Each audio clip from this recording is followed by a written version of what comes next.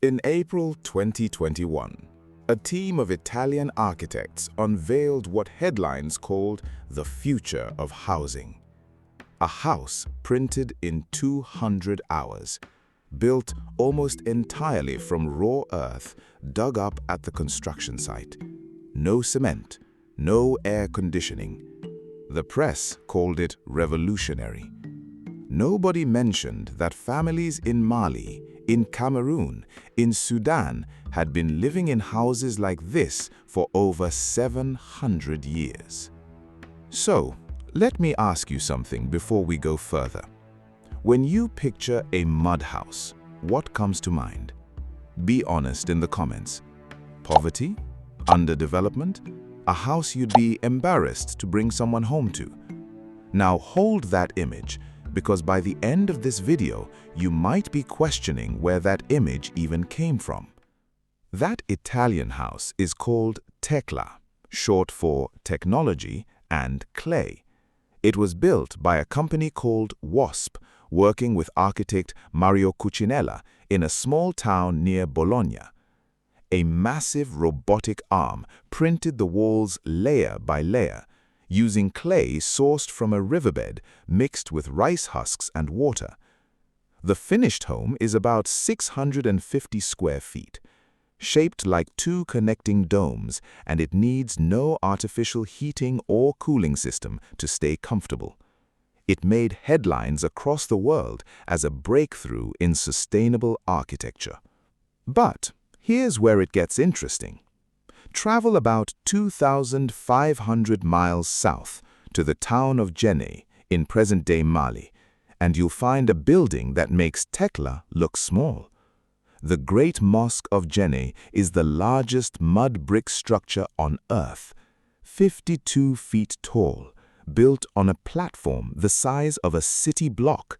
The first version went up sometime between the years 1200 and 1330. Nobody knows the exact date because nobody back then was printing certificates of innovation. There was no robotic arm, no engineering degree required, just a guild of local masons who understood something about earth, water, and heat that most of the modern world has only recently started taking seriously. And that mosque is still standing today, not because mud is indestructible, it isn't, but because the people of Djenné figured out something else: maintenance as ritual. Once a year, the entire town gathers for a festival called the Crépissage. Men climb the wooden scaffolding poles built directly into the walls. Women carry water from the river. Together, they replaster the entire mosque by hand, the same way it's been done for generations. It's not a flaw in the design, it's part of the design. A building that asks its community to keep showing up for it. Now, here's a question worth sitting with. If a Western company patents a self-healing material that needs occasional reapplication, we call it cutting-edge science. When African communities did it 700 years ago, we called it primitive. What changed? The technology, or who was doing it? Let's go further south, into Cameroon, near the Logon River. Here, the Musgum people built homes that look almost nothing like typical mud huts. They're shaped like shells or beehives, tall, curved domes the French nicknamed cases au bus, meaning shell houses, because of how closely they resembled artillery shells. And the shape wasn't decorative. It's called a catenary-arch, the exact curve you get when you hang a chain and let gravity pull it into its natural form. That curve happens to be one of the most structurally efficient shapes in architecture. Architects today study catenary arches in design school. The Musgum builders had no design school. They built these domes using a coil technique, thickening the base, tapering toward the top, drying each layer before adding the next, essentially solving an advanced structural engineering problem with nothing but mud, instinct, and generations of trial and error. So, How does a community with no formal engineering training arrive at the same mathematical solution that modern architecture would later prove was optimal? That's a question historians and architects are still chewing on. Now, let's talk about the heat, because this is where the real myth gets busted. The claim that mud houses keep themselves cool isn't folklore, it's measurable physics, and it's called thermal mass. Thick earthen walls absorb heat slowly throughout the day and then release that stored heat slowly at night, smoothing out the extreme temperature swings that force modern buildings to rely on air conditioning around the clock. The Egyptian architect Hassan Fatih proved this decades ago when he revived mud brick construction for a village called New Gourna. His half-meter thick walls and domed roofs kept interiors roughly 10 degrees Celsius cooler than the outside air, without a single watt of electricity.